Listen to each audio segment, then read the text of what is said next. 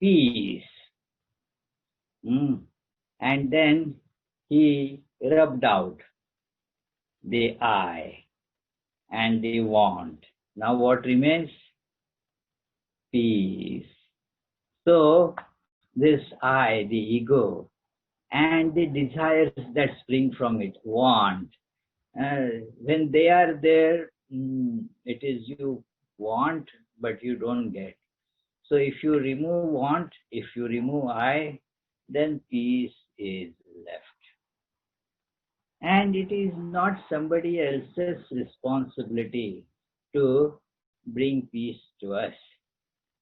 It is not also that you can go and purchase at some place. You cannot order, I want 5 pounds of peace on Amazon.com. No, they don't sell it there. So it is primarily, you have to see that you have to get it by inner adjustment. And that is where the importance of the psycho-cybernetics is. We yesterday discussed the idea of cybernetics, and it is what we want, we should get. We should make the arrangement in the system in such a way that whatever may be happening outside that system, it will not be able to impact the system. We discussed the example of you want 70 degrees temperature in your room, and the temperature outside can vary, and from, say, it could be 0, it could be 100, but whatever may be the temperature outside, in your room you want it to be 70 degrees because that is comfortable for you. So irrespective of the temperature outside, the system adjusts itself by putting in cooler air or warmer air to keep the inner temperature same. So you do not go to change the outer temperature. Sometimes one feels, oh, this is such a terrible cold. What can I do? Okay, does it make any difference by clenching your fist? No. Or it is the same with heat. Oh, it is all, what is this global warming? And yeah, it is, one can feel like that. But it is, that is, you cannot bring the temperature of the whole space to 70 degrees. But yes, your room you can insulate properly and put in this cooling system or heating system that will take the measure of the existing temperature and adjust the system in such a way that your inside temperature remains the same. So we want peace. And then the environment outside, we feel that it should be conducive to peace. No, friends. Every time I hear these complaints, especially in last some months, of course, it is just the complaints are always there. The cause of the complaint keeps on varying. Some time back, it is, look, this is what is happening, and so how can I be peaceful? And then there was this pandemic, coronavirus. See, so many people are suffering around, dying around. How can I be peaceful? Okay, can you bring some relief to them by agitating like this? No, you cannot. You get just disturbed. You throw around more disturbance. That's all. You can give whatever you have. So then it is, look, with all this situation in this society, all this police brutality, the protest and all that, and okay, you further agitate your mind. So world is always, and I repeat this word, always full of disturbances. Mm. There wasn't a time in history when everything was quiet, peaceful. No, because our mind is disturbed. And so wherever we go, we carry that mind with us and thus have the disturbance. You see, they tell us the story of a man who was having so much, restlessness in home. His wife was, he thought, creates disturbance. The other situations were so horrible. Everybody was keeping on, finding his fault, this, that, and was very, very terribly disturbed. And so to get peace, what he did was, oh, let me get out of this home. And then enrolled in the army and went to the battleground to fight there to get peace. Look at the contradiction in this. That at home he was not peaceful, and so in search of peace, where should he go? He went to the battleground to get the peace, because some place to escape. But you can go to any place, friends. You can go on the mountain top, Everest. Still, you carry that mind, and it will make you disturbed. Anywhere, it is this. People go to various places of pilgrimage, but they carry the disturbance and then see all the disturbance there also. And so the important thing is that it is you have this responsibility for you. Do not think that the situation is going to change to make you peaceful. It is a very important thing to get peace. First thing, it is your mind that is creating problem. It is not the outside situation, not the job situation, not the family problem, not the health issues. All these things are secondary. It is the disturbed mind, and that you have to just put into proper shape so that it will be peaceful, not the outer situation. So it is the repairing and properly insulating and conditioning this our instrument mind, so that it will always bring out peace for us. It will be always peaceful. Let us put it like that. That it is this machine of mind, or let us take it in a more comprehensive way, this body mind machine. It is together is our equipment, and it should function without trouble. Means it should be peaceful. So it is both of these have to be taken care of in such a way that it becomes a peace for us. And this peace, therefore, when the body and mind they get quieted, the inner peace just shines forth. The divine, the name of the divine one, very commonly used name is peace, Shanti.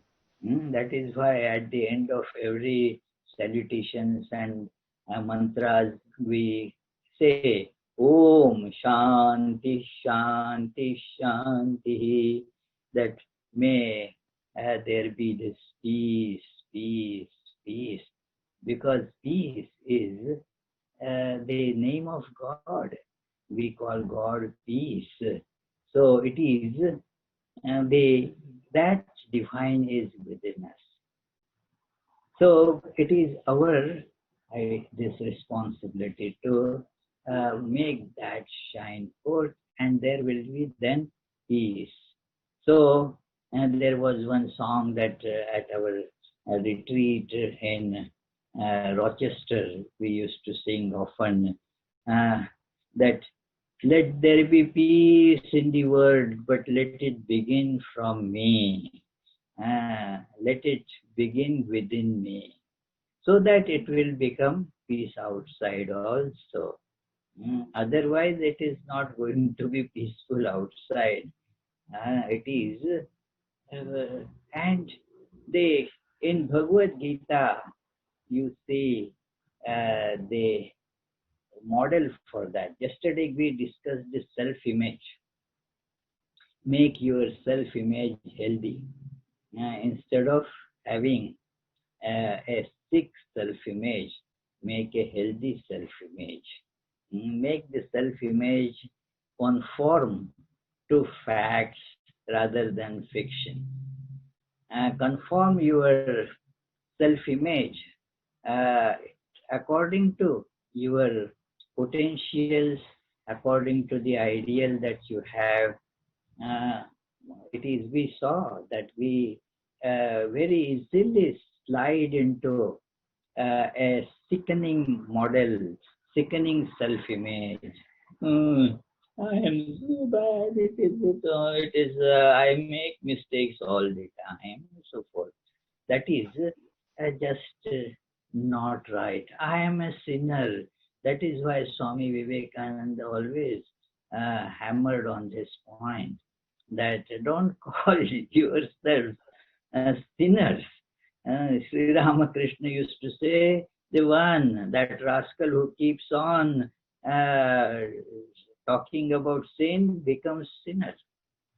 Because that is the environment that you create around yourself. So it is like that. You have to be therefore very careful that you create an atmosphere of self-confidence and self-reliance.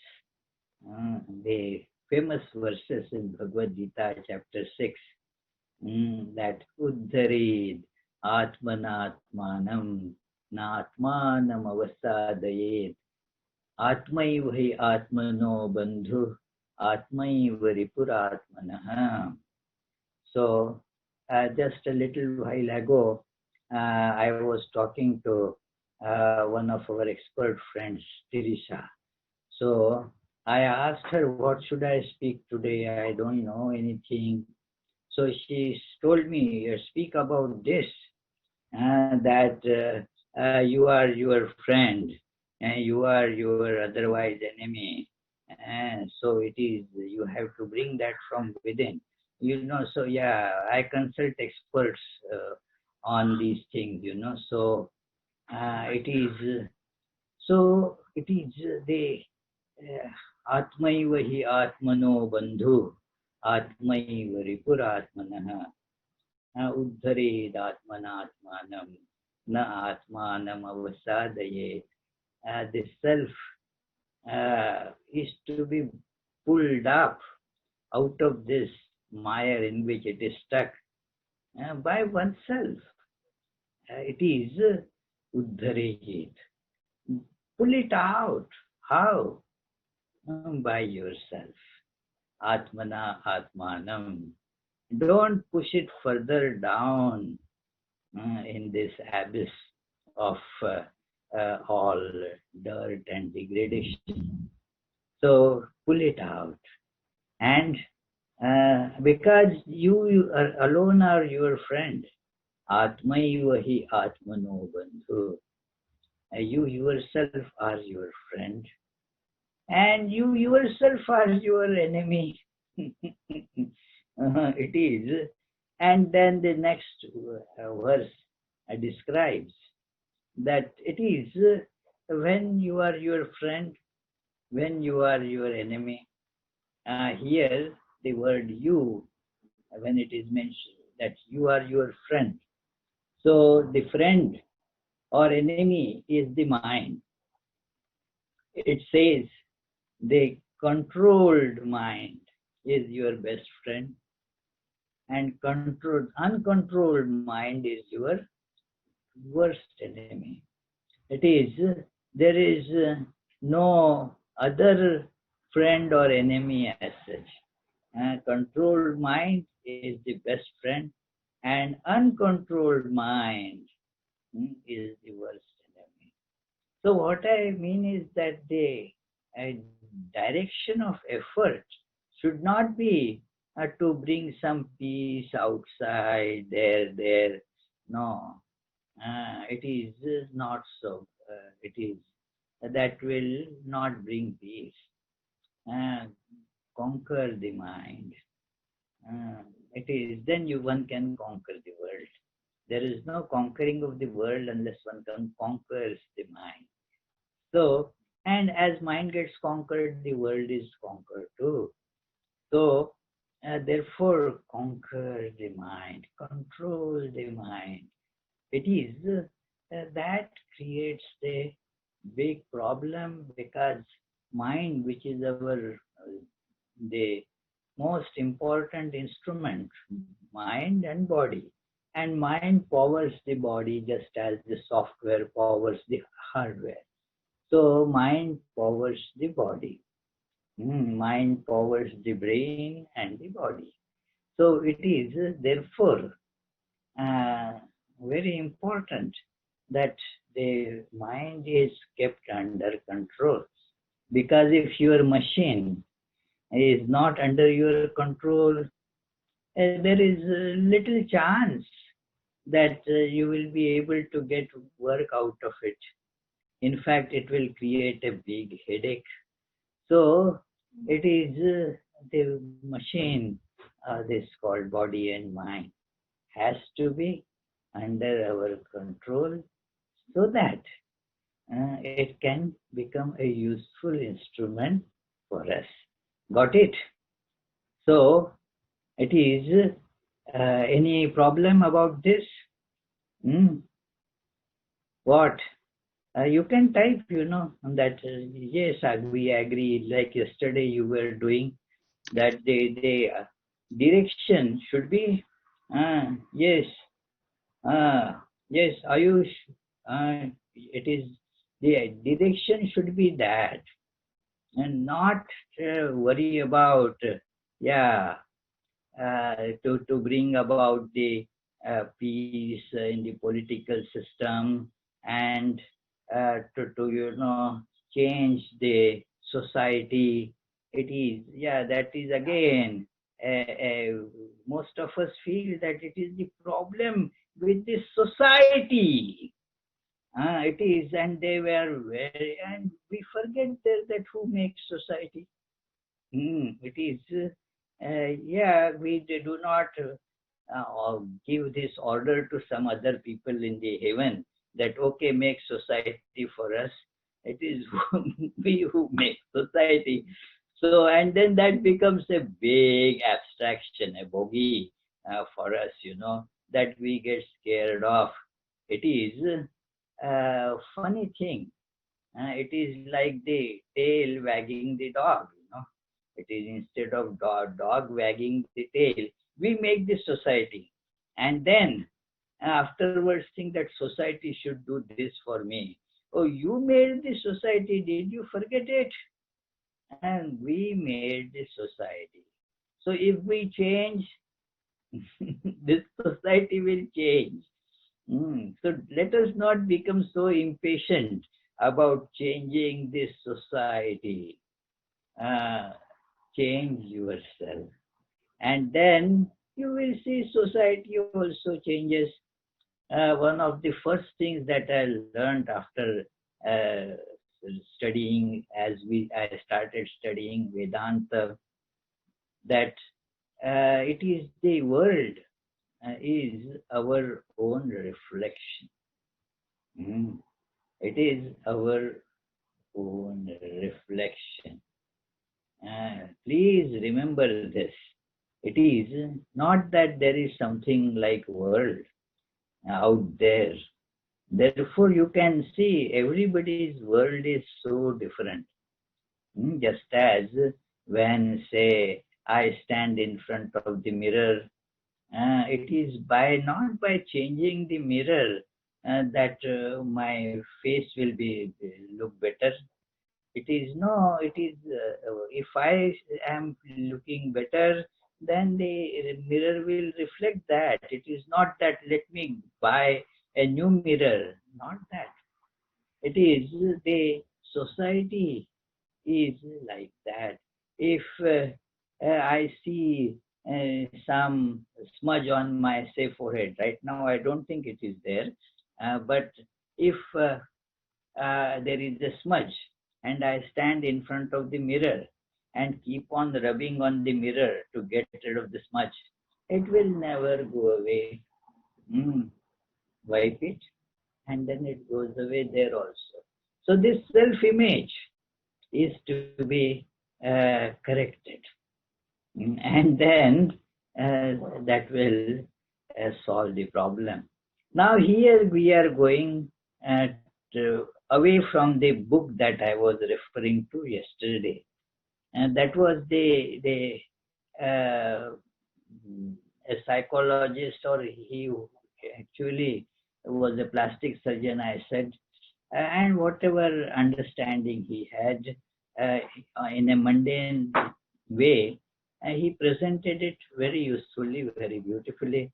But we are students of Vedanta, and this is the retreat on Vedanta, and Vedanta has a very, very useful, important message on this point about this self-image, that you are divine. You are divine. Tell yourself that I am divine. And let each of us tell you ourselves, I am divine. Are you or not? Huh? Yes. Say that to yourself till it sounds convincing. That is the meaning of the sadhana, the spiritual practice that is called Shravana.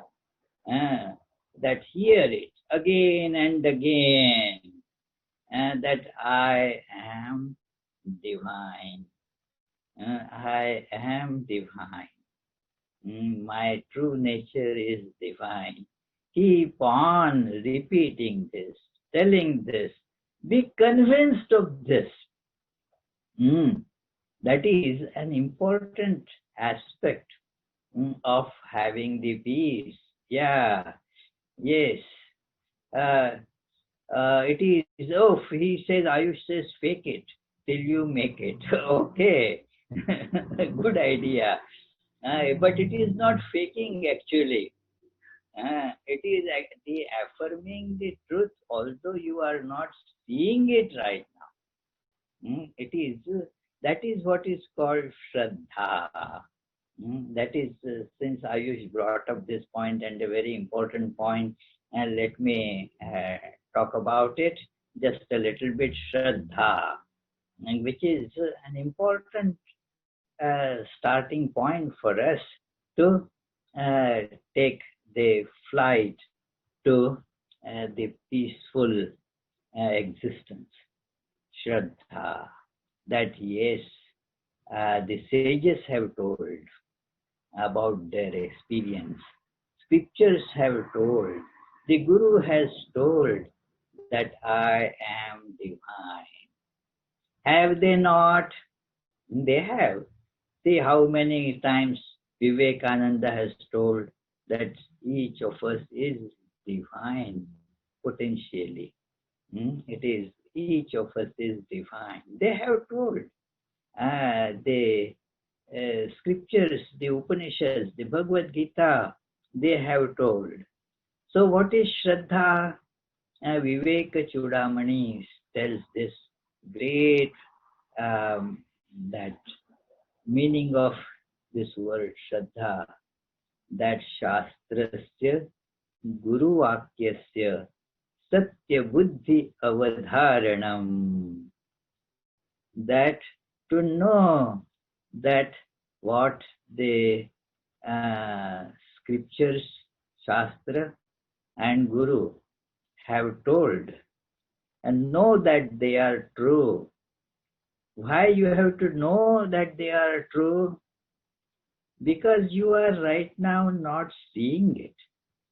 And therefore, in spite of your experience of those what Guru and scriptures have told to be not real, but yet you have to push aside your experience and assert that statement.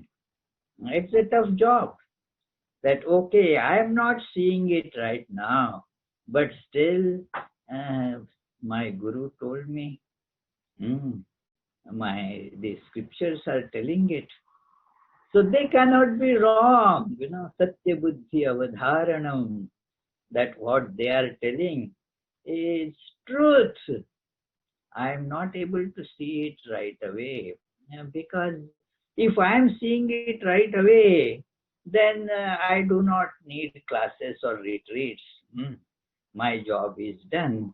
Hmm. It is only when, I hear from the Guru, I read it in the books, and yet then I'm not seeing it. Okay, you take that for granted and then work it out till you see that it is truth. Yeah, but it is not faking. As Ayush was telling, it is not faking till you make it. And don't fake it.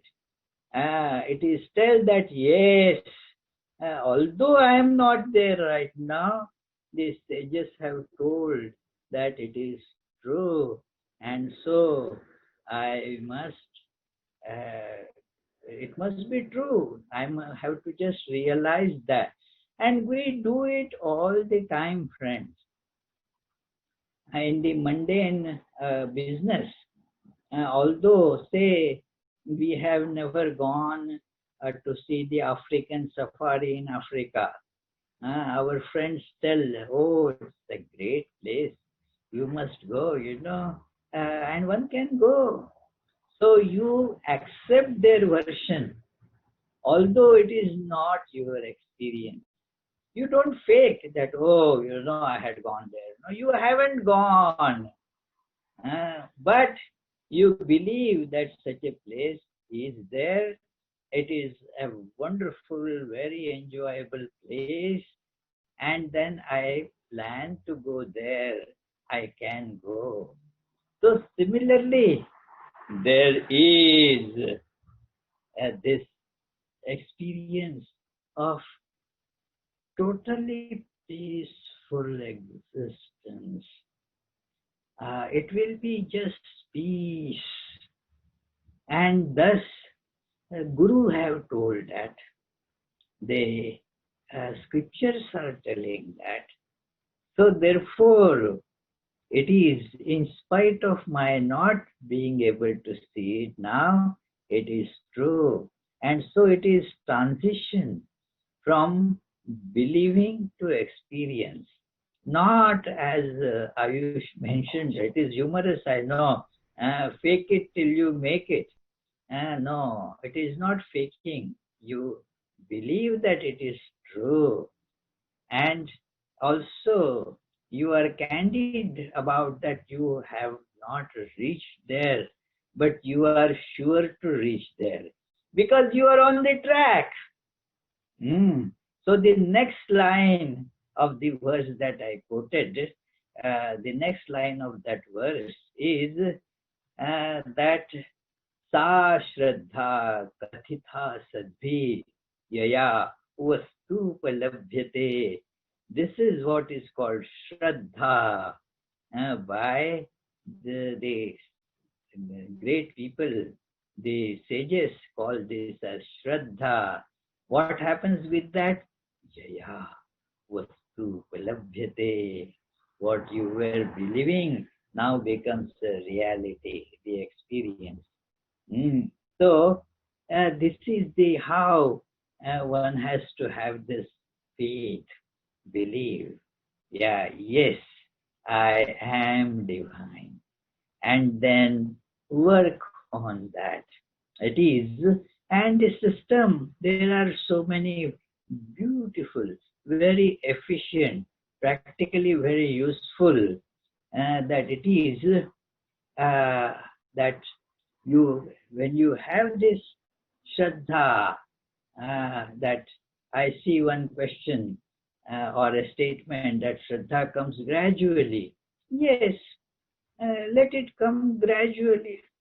If you cannot get it just at this moment, no, doesn't matter, because your experience that is so very different from what the Guru and scriptures are telling, that it is difficult to have Shraddha.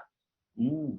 Even Swami Vivekananda, the Narendranath of that time, was used to argue with Sri Ramakrishna, and that what these sages there, they must have been insane. Otherwise, how would they say that all is God? Do they mean to say that this bowl is God and this jar is God? What is this? It is all nonsense. Because the experience is so different from what the scriptures are telling, and that to have that kind of faith that is true, in spite of my experience, that is against it. Mhm. So, but then you see, first thing is therefore to see the tremendous contradictions that are involved in your experience, and that tells you that your experience, in spite of it being experience, it is not true, it is a mistaken experience. And so you see where the problem is. So gradually you start accepting that yes, what the Guru was telling, what scriptures were telling, it is that is all true. And the more you go towards that, it becomes so strong that even if the whole world stands and screams in your ears that no, Sri Ramakrishna was wrong, you will not accept that. You will accept that the world is not right, Sri Ramakrishna is right, because that has now become your experience. And it is a transition, no doubt.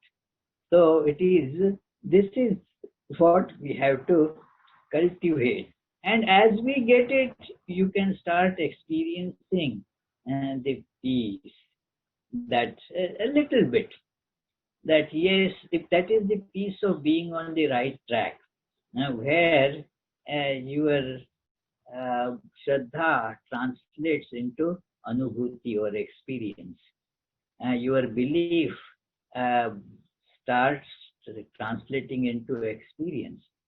It is, I give this example that say you are driving from say Pittsburgh to New York, and then you may see the distance as you drive with your GPS, that it is 400 miles or whatever, yeah, 300 miles.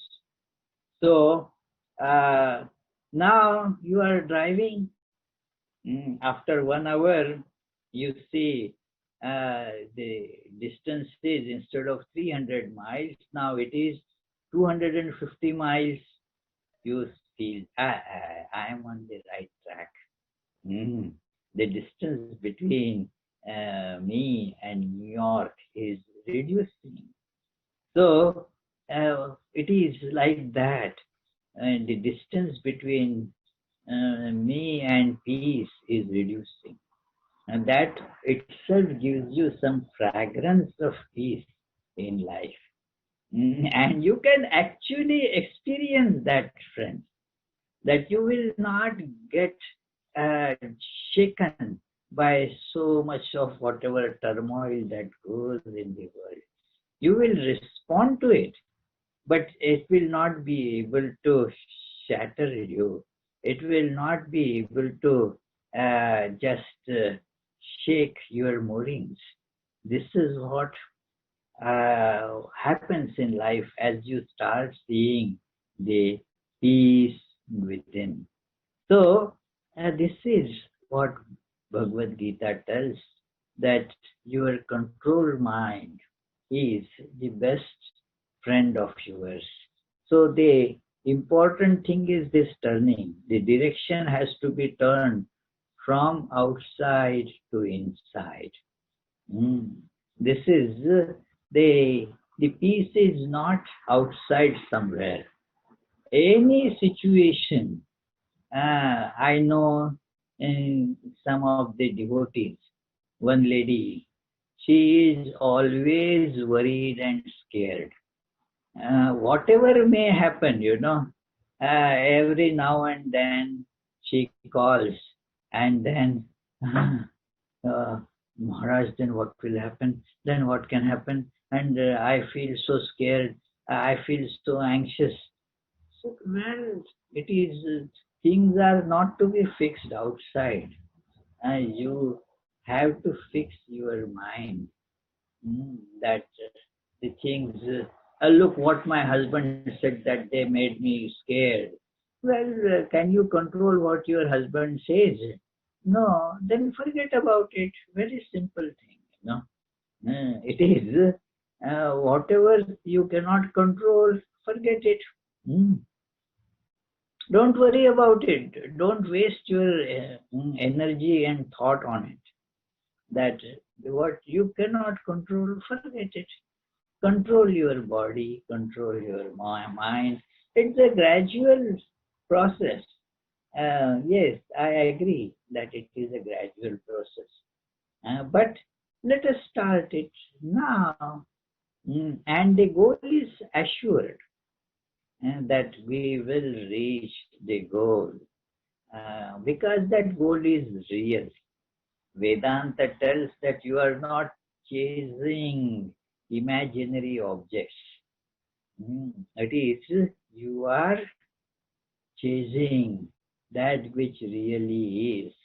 That is a great statement in Shankara's wonderful commentary on Brahma Sutras.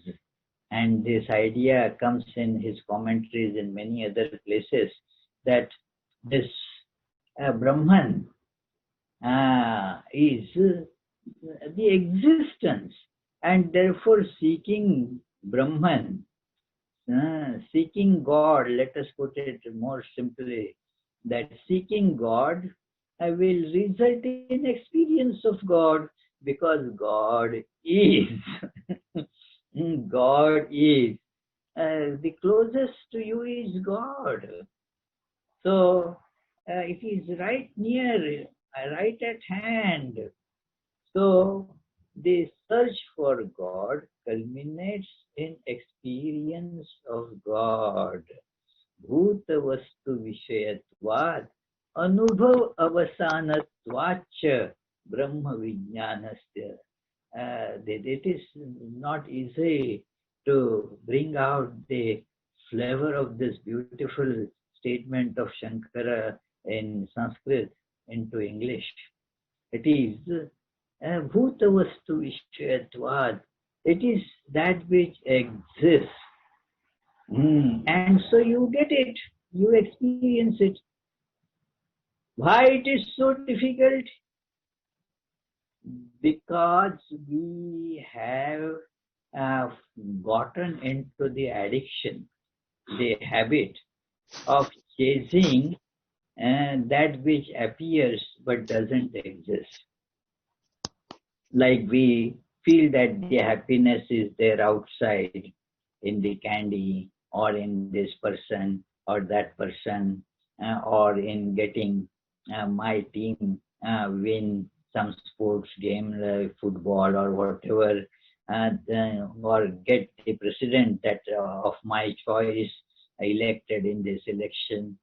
And that is not going to bring peace, because such a thing does not exist outside. I compare it to, chasing horizon. Horizon? Can you reach horizon? We all can see horizon, but can never reach it for this very simple reason that such a thing does not exist. Such a thing does not exist. One child, now he has fairly grown up, means from that stage when he asked this question, or rather made a statement to his mother that, well, I want to marry that girl who will not tell me what I should do. And the mother said laughingly, oh, such a thing does not exist.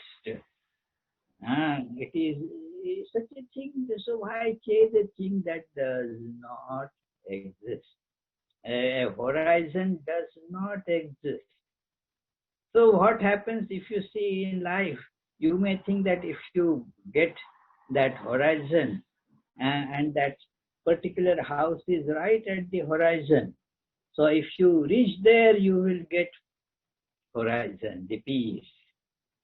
But then you get to that house, you chase, run, you get there. But the horizon you don't get. And that is being, therefore you realize that chasing horizon is impractical. Do you get it, friends? Is chasing horizon practical or impractical? Come on, tell your answer. Who says that running to catch horizon is practical? Yeah, impractical. Yeah, impossible. Yeah, Hari says impossible because such a thing does not exist at all. So let us stop that it is running after that which is impossible, impractical. It is, and so let us not go in that direction. It is very alluring because we see it. It is part of the experience. I see horizon, and because I see it, it must be real. It is not so. That is why it is good to sometimes see the magic shows. When you go to see the magic, uh, uh, when I was thinking about giving some topic for the retreat, one topic that had come to my mind was magic. The magician shows so many things, but they are not real. Those things that you see, but it is not real. The magician shows so many things and they appear so real. Yeah, one very nice story of great mesmerism that that a magic show was going to be there in a town, and then all the famous magician, the tickets were all sold out, a big sold out program. And then the magic show was supposed to be from 6 to 7. So that at 7 o'clock people can go and listen to the Vedanta Society of Pittsburgh retreat. So at 6 o'clock, right before, from 5:30, people had lined up that at the hall, and then they all got seated, waiting for the show to start at 6. The curtain was still closed. 6:15, people started becoming restless. Already 6:15. When is it going to start? 6:30. Still the magician was not there. And then they started, shouting, screaming, started throwing the furniture, wanted to get their money back. And then it went on. There was the efforts to quiet the people. The organizers came, no, it will start soon. And it was at 6:55. The magician appeared on the stage and started scolding. What an unruly behavior! I had heard the people of this town are very good. My impression you have completely spoiled. Terrible. Is it the way to behave? What is happening here? I don't get this kind of rowdyism. Shouting, screaming, breaking the furniture. Is this what is to? What is it? What problem? You came late. Did I? See what is the time? Look at the time in your watches. Look at the time in the clock there. What is the time? Oh my goodness! People saw it was 5:57. Huh?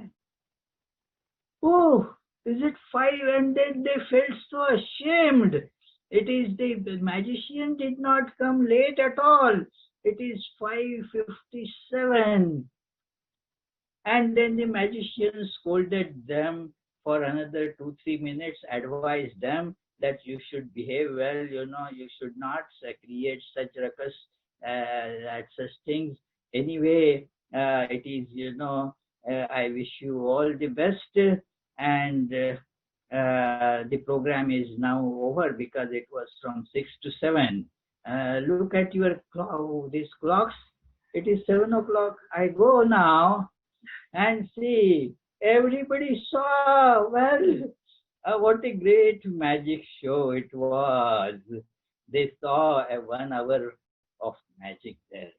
That they saw that their clocks being like this. It is mesmerism that the magicians create. And one can go to magic shows. This world is like that. Sri Ramakrishna used to call it is magic. So therefore we should remember, these are the great words of Sri Ramakrishna, that it is not real. You see it. We see it. But no, that only the magician is real.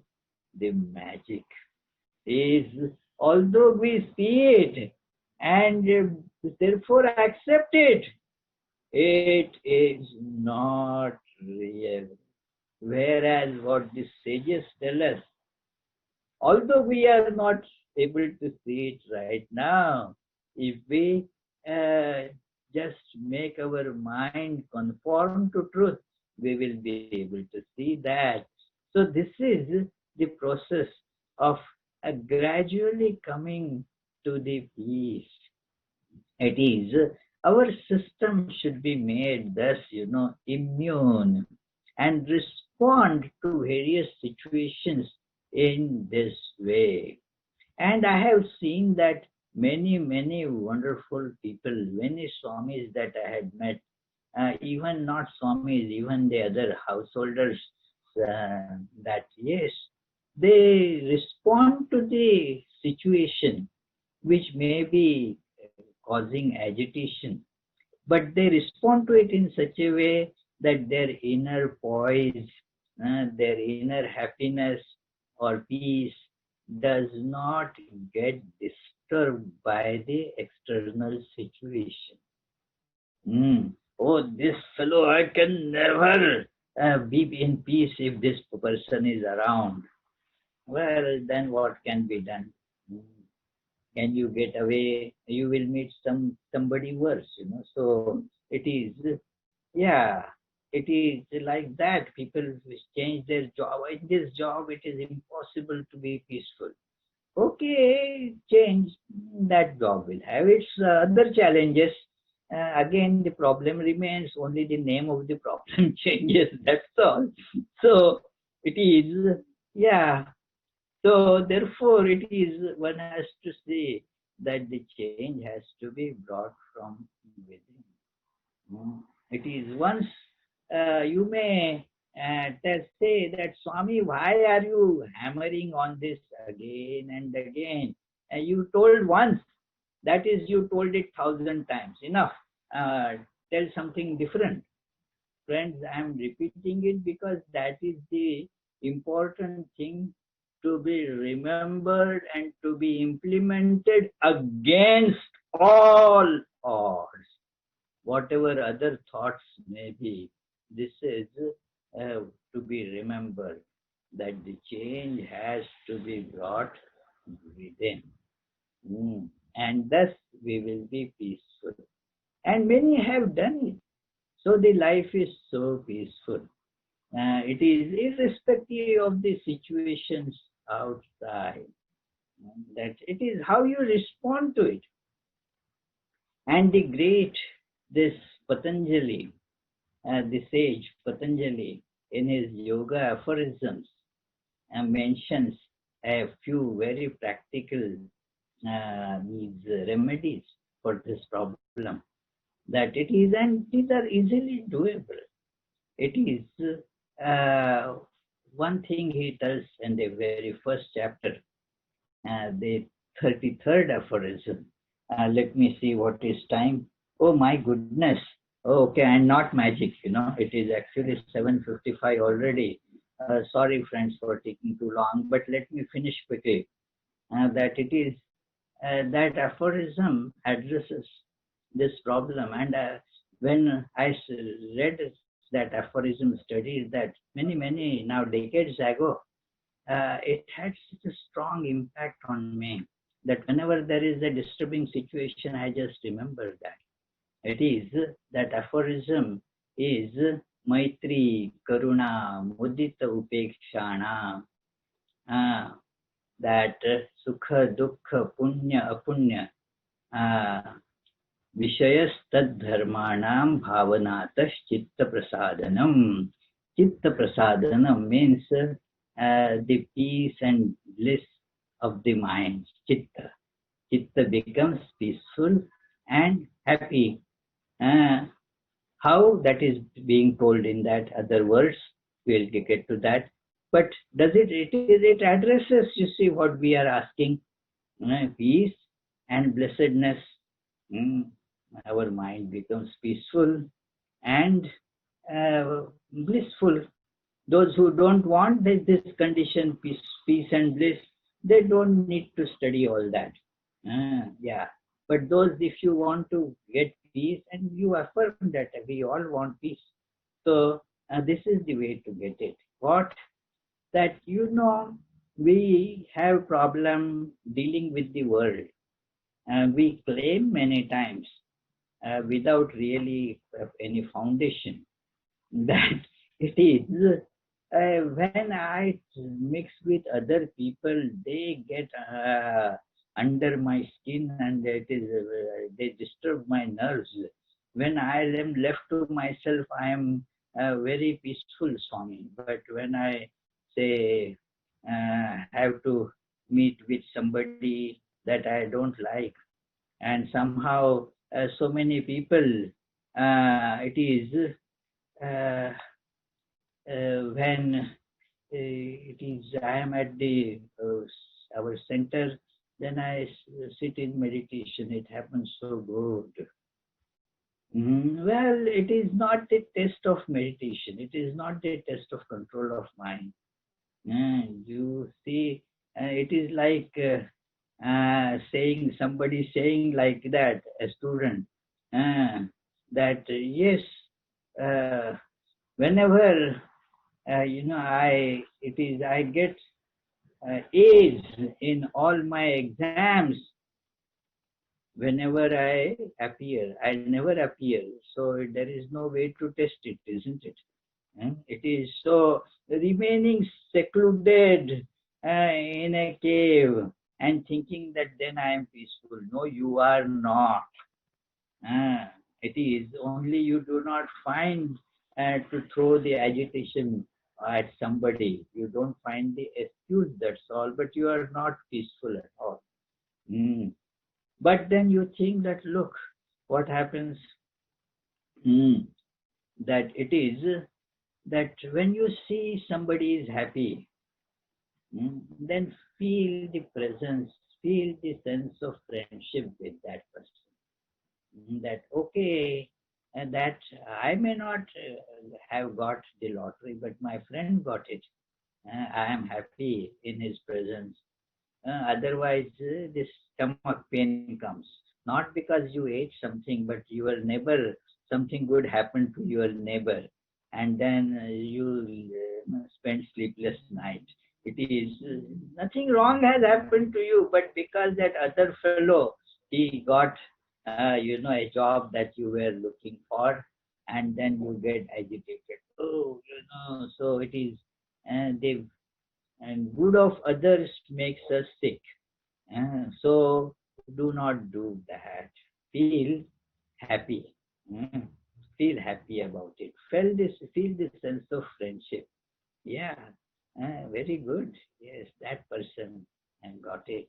Excellent idea. So Maitri form friendship there.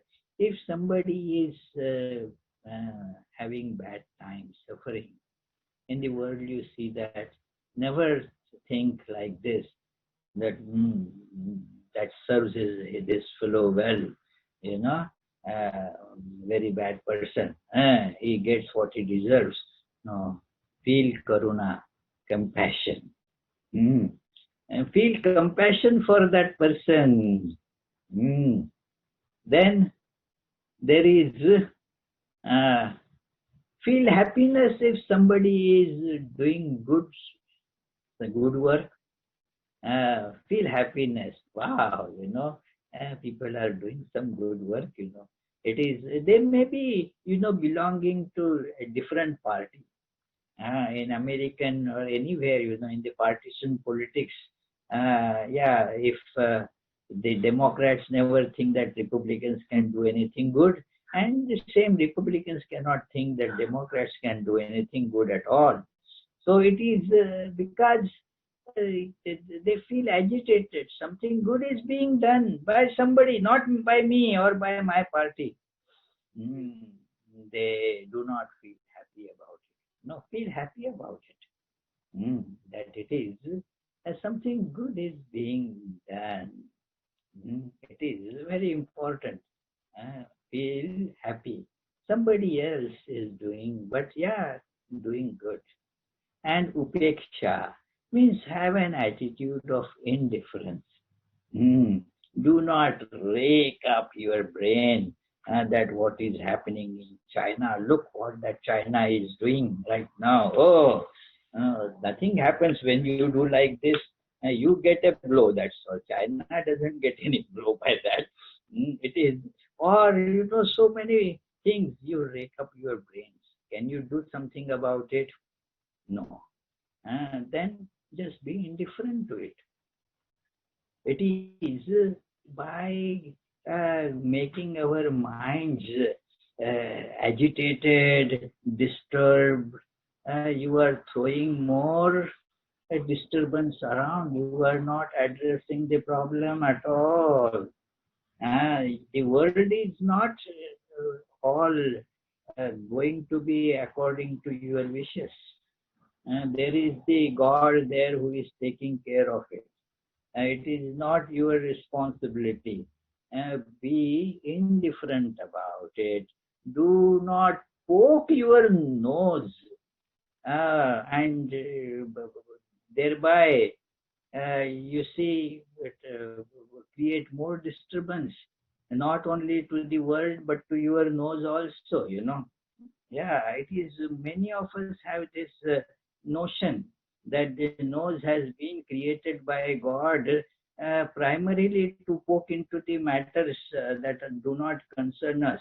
Breathing is secondary utility of it, but the main thing is to poke, and thus it gets hit, it gets burnt. So therefore, friends, upeksha, be indifferent to it. This is very difficult to practice. People read newspapers, see the media, and what happens? They lose their peace.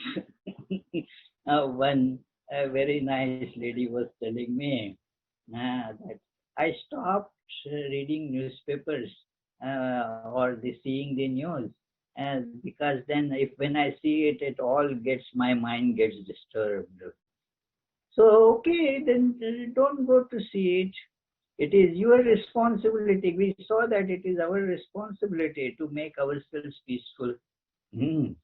So, just as there are so many things, that a friend of mine, a little friend, wonderful, very bright boy. So, he sees that if I eat nuts, then I become sick. And so he doesn't go to the everybody in the world that you people stop eating the nuts. I won't eat it. That's all. Well, yes, my mom may eat it. It is her eating doesn't bother me. Mm. It is important, that if something creates disturbance in me, let me not go about it. Mm. So, Upeksha, the world is not made by under the laws that you govern. And there is the God to take care of that. It is you don't have to worry about it. That is none of your business. And that is conducive to peace. It is. If you can do something to make it better, do it. It is upeksha. Indifference doesn't mean that you should not do what you can do. But if you are not able to do that, just forget about it. It is, yeah, this coronavirus is okay. This is the coronavirus is one thing, but adding anger virus to it doesn't solve the problem. So it is important. Upeksha. This is so beautiful, friends. This is the key. This is the Vedantic psycho-cybernetics. Mm. It is a very beautiful topic, vast topic. Tomorrow I may narrate some of the incidents of this psycho-cybernetics in our discussion. That what uh, I learned from some other senior revered Swamis on my journey. So now, although it is already a little late, but we can take up a few questions. Uh, yes, if there are some questions, you can verbally ask, or as Hari had mentioned earlier, you can type them, and Ayush or Hari can read, and then we shall discuss them. I may not be equipped with all the knowledge to answer your questions, but we can discuss at least.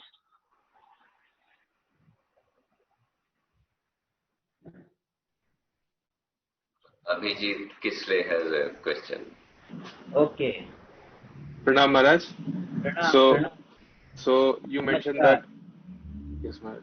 So you mentioned that our attitude towards world should either be to appreciate people who are doing something good or remain indifferent to things that we do not have any control of, or Can anything you that can you be a little louder? uh, Yeah. yes. So my question is, so you mentioned that our attitude should towards world should either be to appreciate other people who are doing good things, Yeah. or to remain indifferent to things that we see that it's none of our business or it's uncontrolled, we cannot Yeah. control. So the third option, which is to be negative about anything, so that we should never take that position. Is that right? We should never. Take that position, the third Which one. position? So the first position is to appreciate. The second position is to remain indifferent. The third Yeah. one, the third one is to be negative, to find faults or just to be negative about anything. So we should never be in that zone. Of course. Yeah. You are very correct. It is. One should not be negative about it because it directly runs against the very first thing that we tried to feel today that each soul is divine.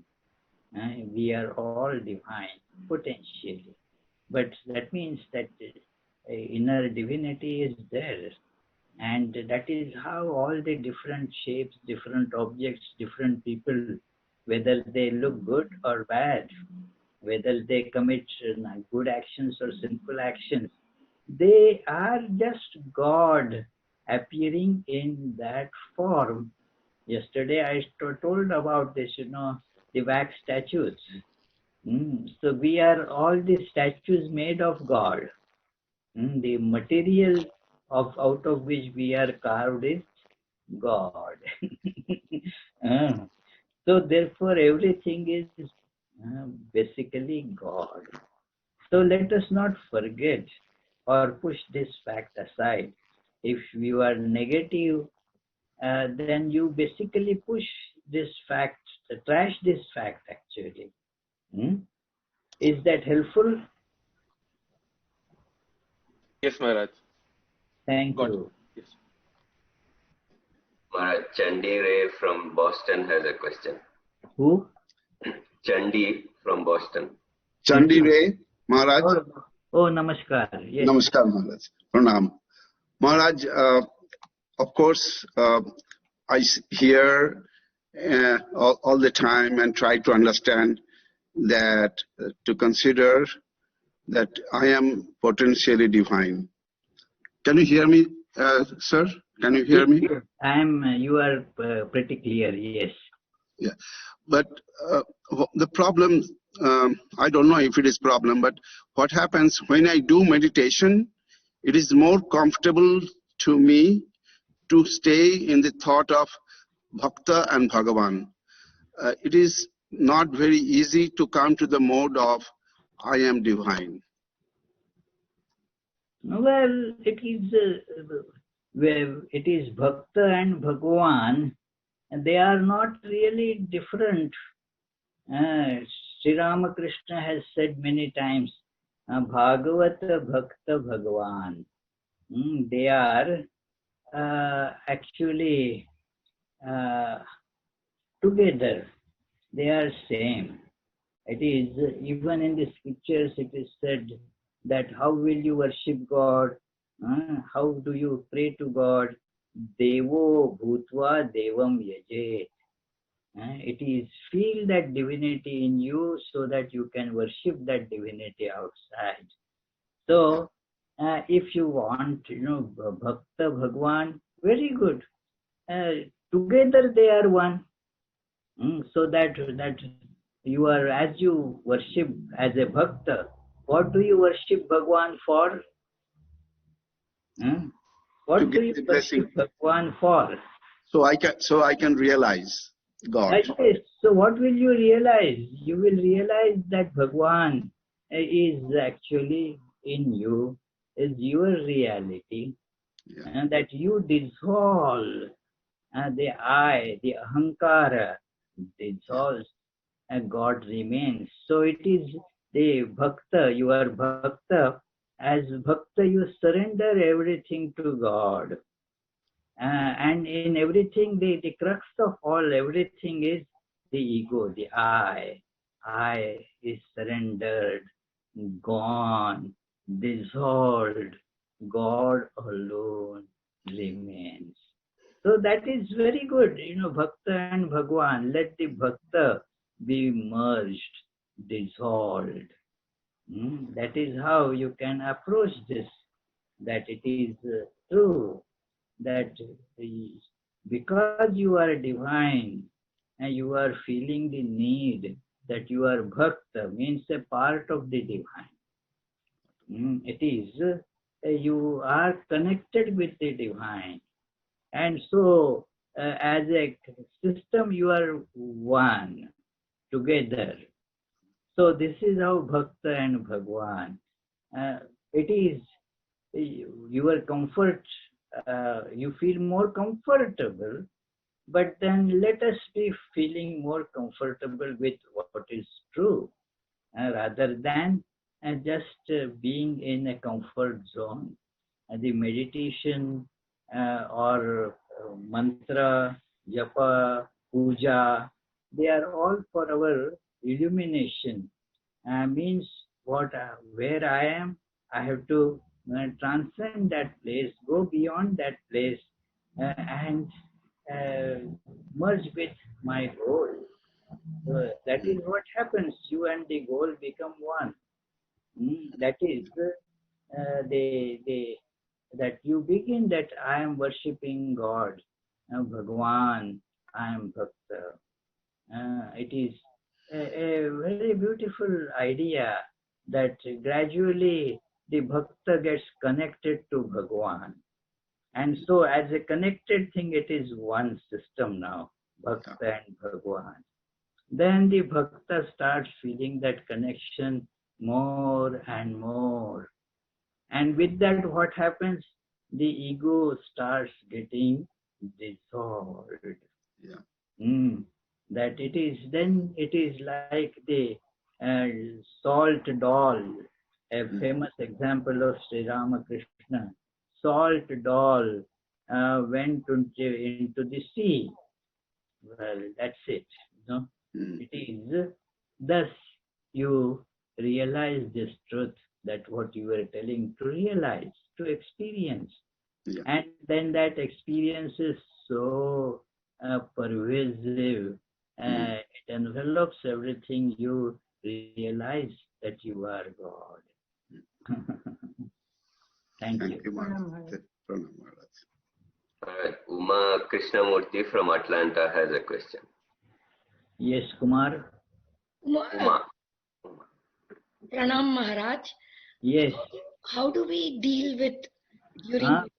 How do Please we be deal loud. with? Please How do we deal with thoughts of work always interrupting meditation? Yes, that is a problem that comes to us very often, the thoughts of work in meditation. This is to be, in my experience, the best way to tackle it is from two sides. And when you are working, that feel that this is the work of God that you are doing. It is work of God. There is no particular work that gets the stamp as God's work, and then all others are devil's work. No, it is, every work is actually God's work.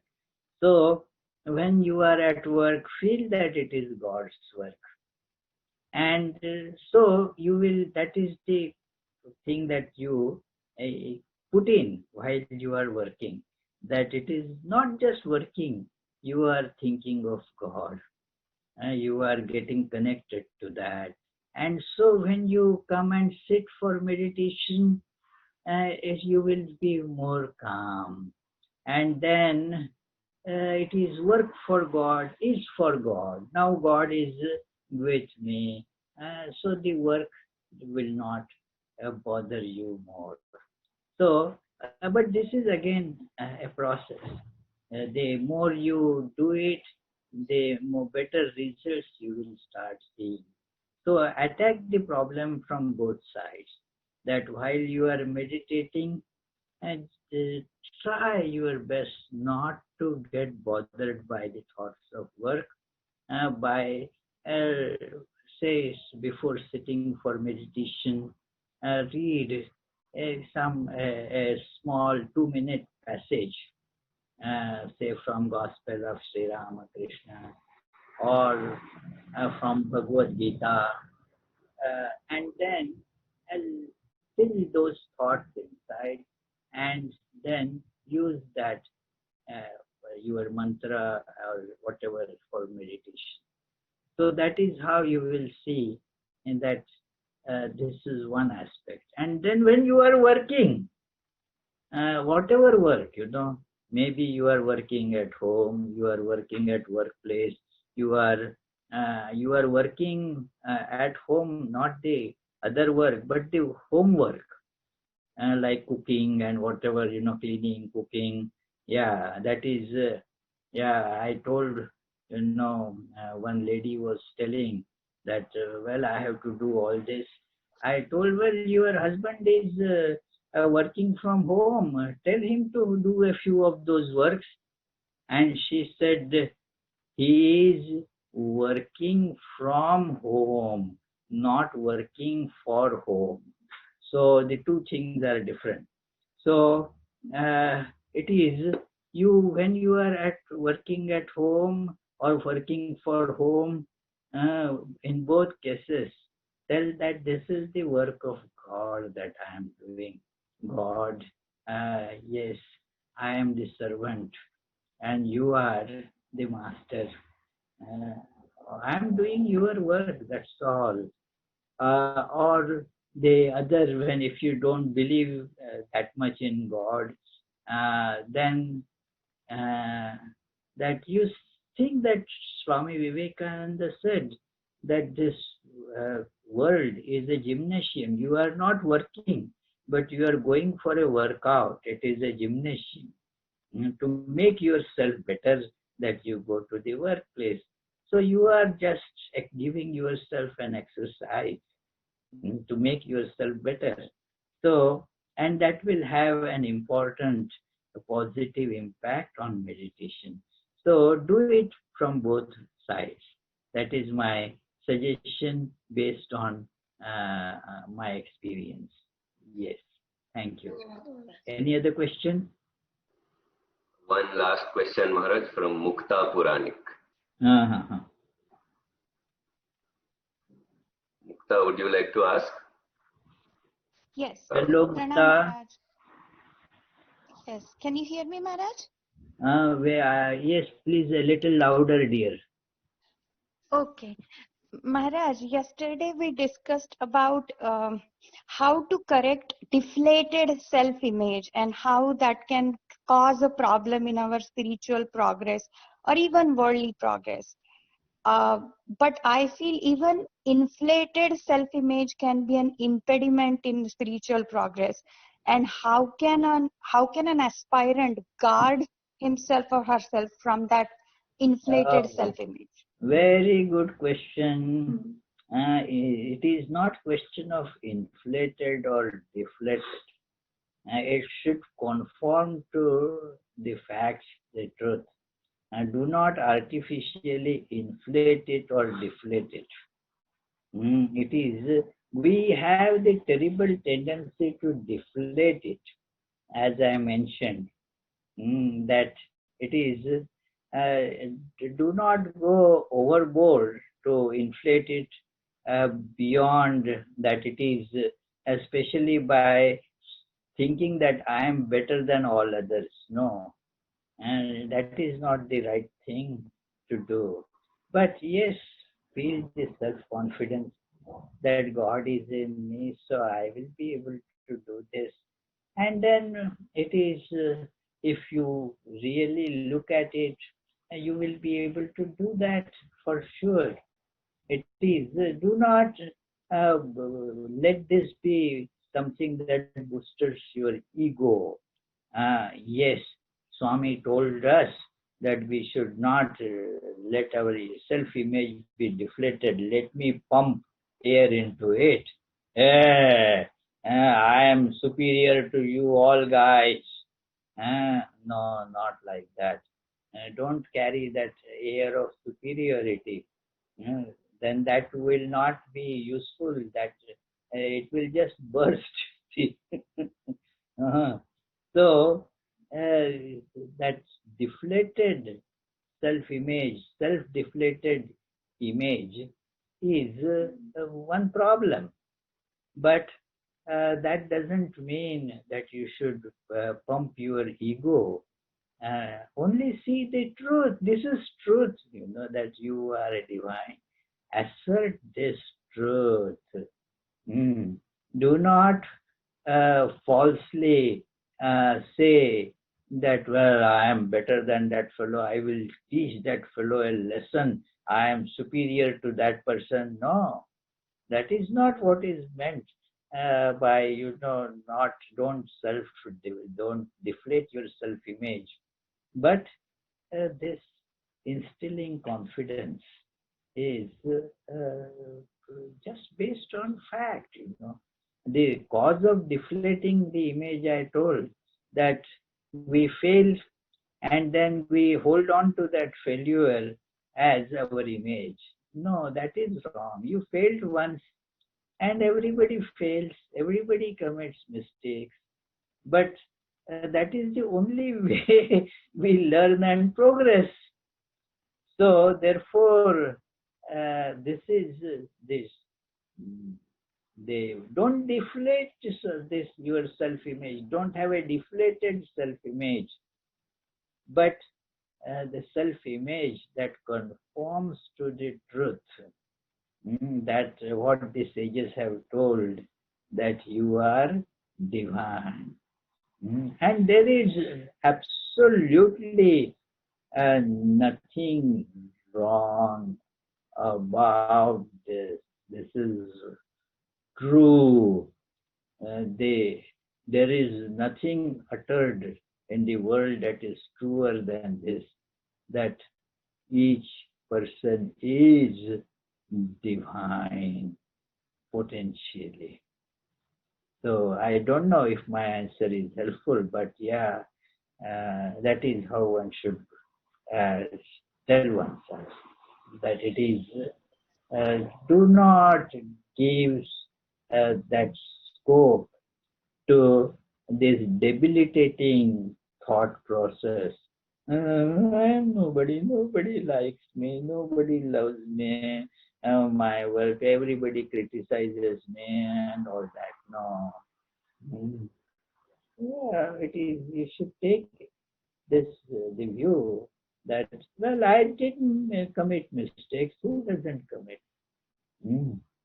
Yeah, and this is, I wanted to talk about it in the class. The time was over. Do not pay attention to all that people keep on saying about you. If there is something useful for you to correct yourself or improve yourself, that is fine. But our problem is we look for appreciation from people. Children very clearly do that, but the grown-ups are not far behind, and they do it differently. That's all. And I keep on looking at who appreciates me, who says to me that, Swami, your lecture was good or so nice. It is. I'll keep on. If somebody says that, I think that that is what makes my day. And so if nobody says like that, people who thought that no appreciation, and so I feel morose. That should not be the case. And let us not hang on to such flimsy supports, appreciation of the world. We become then slaves to world. I will go to the person who just says nice things to me. This is not the way for self-improvement. In fact, remain surrounded by people who criticize you. Because as Tulsidas says, that without having to pay anything to them, they clean you. They tell you your mistakes and all that. So, Nindak Niyare Rakhiye, that is Ayush printed it, yeah. That, yes, Angana Kuti Bichai, that it is bin sabun pani ke nirmal kare sabhai. So that is how. Don't seek for appreciation, and this is very important. Yeah. So it is important thing to note that appreciation, a hankering for appreciation is not right. In fact, prefer to get the company of those who can find your faults, your problems, your mistakes, and thus you stand corrected. Yeah, that is a very good thing to do. But do it, without getting moral. I made so many mistakes. Correct them. Don't waste time and tears in crying over that. Yeah, thank you very much. Pranam Maharaj. Pranam, pranam.